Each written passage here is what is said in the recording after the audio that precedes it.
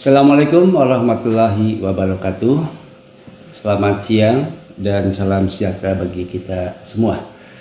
Alhamdulillah pada kali ini kita bertemu kembali di dalam sesi perkuliahan secara online tentang materi mengenai KKPR. KKPR itu kepanjangan dari kesesuaian kegiatan pemanfaatan ruang. Saya perkenalkan dulu, nama saya Bambang Triantoro. Saya dosen pengampu untuk mata kuliah administrasi pertanahan, sekaligus sebagai praktisi yang saat ini saya bertugas di kantor wilayah ATR BPN Provinsi Jawa Barat. Baik, saudara-saudara mahasiswa sekalian,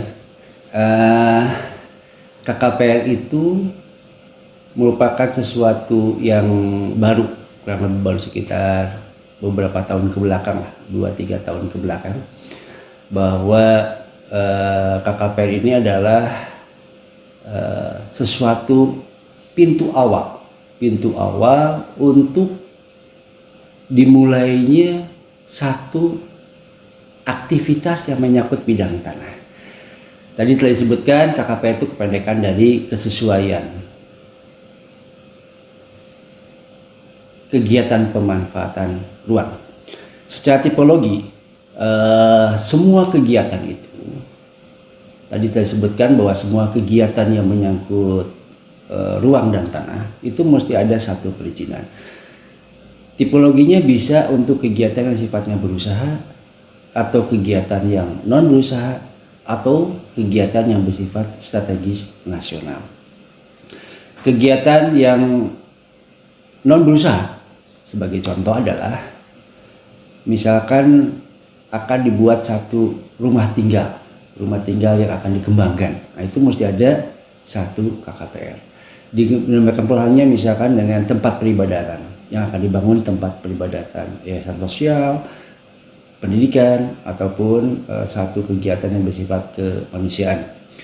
Kemudian juga untuk yang bersifat strategis nasional, misalkan satu program yang dibiayai oleh APBD. Katakanlah seperti misalkan pembukaan jalan yang sekarang kita kenal, pembukaan ibu kota negara IKN. Ini semua mesti ada satu kegiatan yang namanya KKPR. Perlu disampaikan juga bahwa KKPR ini berdasarkan regulasi dari PP 21 tahun 2021 tentang penyelenggaraan penataan ruang, dan juga PP nomor 5 tahun 2021 tentang penyelenggaraan perizinan berusaha yang berbasis risiko. Kedua PP ini merupakan turunan dari Undang-Undang Cipta Kerja, mulai dari Undang-Undang 11 tahun 2020 yang pertama kali dibuat mengenai Cipta Kerja, kemudian menjadi peraturan pemerintah pengganti undang-undang yang kemudian diundang-undangkan kembali setelah ditetapkan oleh Mahkamah Konstitusi bahwa Undang-Undang Cipta Kerja perlu ada perevisian, perlu ada perbaikan menjadi Undang-Undang Nomor 6 Tahun 2023. Ini mengamanatkan juga beberapa yang perlu untuk disesuaikan, perlu untuk direvisi berbagai macam regulasi yang menjadi turunan dari undang-undang tersebut. Kembali ke yang tadi, KKPR itu di dalam peraturan teknisnya, di dalam peraturan Menteri ATR BPN Nomor 13 tahun 2021 tentang pelaksanaan KKPR ataupun sinkronisasi program pemanfaatan ruang. Itu yang aturan pelaksanaan itu menjadi satu rujukan dalam pelaksanaan KKPR di saat ini. Kemudian untuk jenis KKPR-nya sendiri ada, kalau tadi dikatakan tipologi untuk kegiatan penataan ruang itu ada yang kegiatan berusaha, non berusaha, ataupun yang bersifat strategis nasional. Untuk jenisnya KKPR ada 3 jenis. konfirmasi, persetujuan, ataupun rekomendasi. Apa yang membedakan dari 3 jenis tersebut? Untuk konfirmasi, apabila rencana detail tata ruang sudah terintegrasi kepada sistem online single submission atau yang dikenal sebagai OSS. Apabila rencana tata ruang atau rencana tata ruang termasuk di dalam metode EDTR belum ada, atau sudah ada EDTR tetapi belum terintegrasi di dalam OSS, sehingga KKPR-nya akan diterbitkan berupa persetujuan. Kemudian yang ketiga, rekomendasi apabila memang belum diatur oleh tata ruang, merupakan kebutuhan proyek strategis nasional. 3 hal ini yang menjadi KKPR itu dilaksanakan atau diterbitkan oleh instansi yang berwenang, dalam hal ini oleh lembaga OSS, tetapi juga sesuai dengan kewenangannya ada beberapa yang perlu persetujuan. Kemudian untuk yang permohonan ini bisa pemohonnya itu karena memang semua aktivitas yang menyangkut ruang harus melalui mendaftarkan ke aplikasi OSS, sehingga pemohonnya terkategori apakah dia pemohon yang perorangan ataupun badan usaha, itu semua mesti didaftarkan kepada OSS. Tentunya juga permohonan yang diajukan pada saat dia akan mengusulkan untuk satu kegiatan tertentu, dia mesti menyebutkan usaha yang akan dikembangkan seperti apa, usaha yang akan diusahakan itu bentuknya seperti apa. Ini mesti mengacu kepada KBLI, klasifikasi baku usaha lapangan Indonesia. Ini yang diterbitkan oleh BPS. Ini kita mesti menyesuaikan pada saat pengisian di aplikasi, itu mesti memasukkan bahwa jenis usaha yang diusulkannya termasuk KBLI tipe apa. Kemudian pada saat proses perizinan tentunya nanti akan ada semacam persyaratan-persyaratan yang perlu untuk dipenuhi, sehingga hasil yang diterbitkannya itu adalah KKPR yang mungkin saja ditolak atau disetujui seluruhnya atau disetujui sebagian. Nah, pada saat KKPR sudah terbit, nanti akan dikeluarkan kepada si pemohon akan mendapatkan nomor induk berusaha atau dikenal NIB. Nah, pada saat NIB sudah diterbitkan, ini menyesuaikan dengan kegiatan yang diusulkan atau yang dimohonkan akan dilaksanakan, itu menyesuaikan ada beberapa persyaratan yang perlu untuk dipenuhi.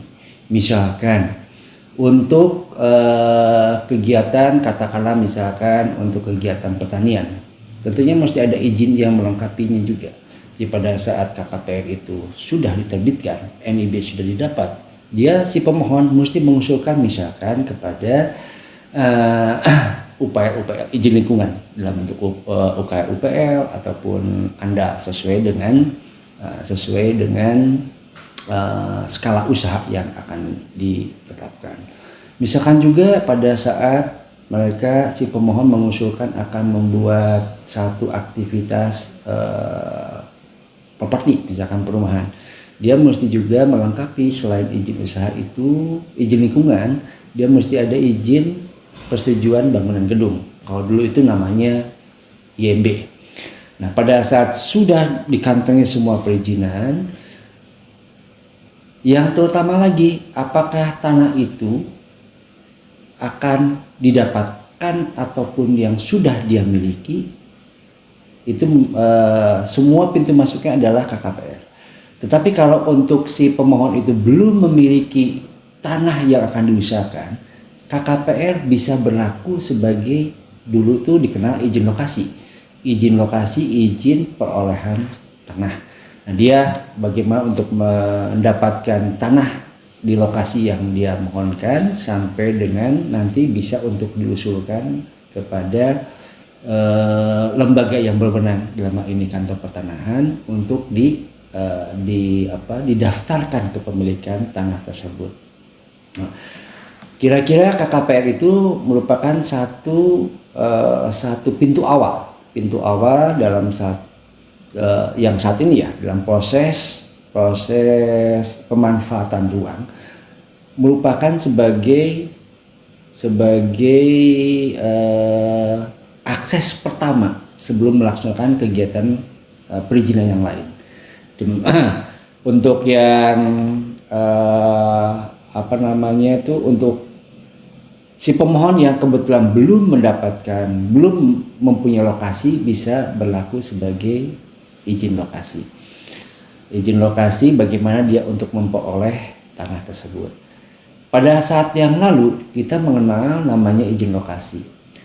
Saat yang lalu bagaimana untuk memperoleh tanah, jangka waktunya adalah 2 tahun. 2 tahun dan dapat diperpanjang selama 1 tahun. Sejak diterbitkannya Permen 13 tahun 2021, jangka waktu untuk KKPR yang notabene sama dengan izin lokasi menjadi 3 tahun. Seandainya belum selesai, dapat diperpanjang selama 2 tahun. Tentunya juga pada saat perpanjangan ada beberapa kriteria, beberapa persyaratan yang menaungi. Salah satunya, untuk proses pengelolaan tanah itu sudah lebih dari 50%. Itu dapat diberikan perpanjangan waktu. Bahkan di dalam aturan dikatakan sudah diperoleh 30% malah, 30% dalam satu hamparan. Bila belum selesai untuk yang dimohonkan, dapat untuk diperpanjang selama 2 tahun. Dalam proses pembebasan tanah itu perlu untuk difahami oleh kita, bahwa si pemohon, hak dan kewajiban dari pemegang tanah pada saat lokasi yang dimohon tidak berkurang. Dia karena sifatnya itu belum dimiliki, belum dikuasai oleh si berusaha, oleh si pemohon. Tetap masyarakat itu mempunyai hak terhadap tanah tersebut. Kemudian pada saat tanah itu disepakati, harganya pun juga merupakan harga yang disepakati dengan si pihak masyarakat pemilik tanah. Kemudian pada saat tanah itu sudah diperoleh oleh si pemohon, dalam hal ini oleh perusahaan, tanah tersebut wajib didaftarkan ke kantor pertanahan untuk mendapatkan hak atas tanah sesuai dengan peruntukannya. Apakah dia HGU atau dia hak guna bangunan, HGB dan sebagainya. Jadi yang paling mendasar dengan terbitnya Undang-Undang Cipta Kerja nomor 6 tahun 2023 itu di jangka waktunya yang merupakan satu proses pengelolaan tanah melalui KKPR menjadi bertambah. Itu yang proses untuk memperoleh tanah yang akan digunakan untuk kegiatan ekonomi tertentu. Jadi pada saat bersamaan dengan itu, si pemohon mengusulkan tanah yang sudah diperoleh supaya dilegalkan kepada kantor pertanahan. Bersamaan dengan itu juga mengurus proses perizinan yang melengkapi. Kemudian setelah perizinan sudah didapatkan, nanti akan diverifikasi ulang kepada lembaga OSS. Kemudian diberikan satu operasionalisasi. Nah, kira-kira begitu. Jadi untuk KKPR ini merupakan satu pintu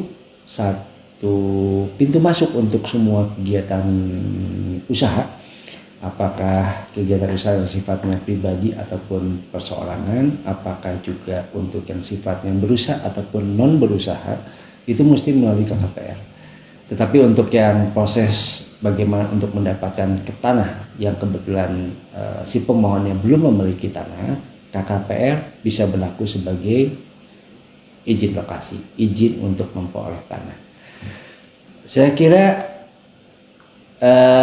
materi KKPR sesuai kegiatan pemanfaatan ruang seperti itu. Mudah-mudahan apa yang disampaikan pada pertemuan kali ini bisa bermanfaat bagi kita semua.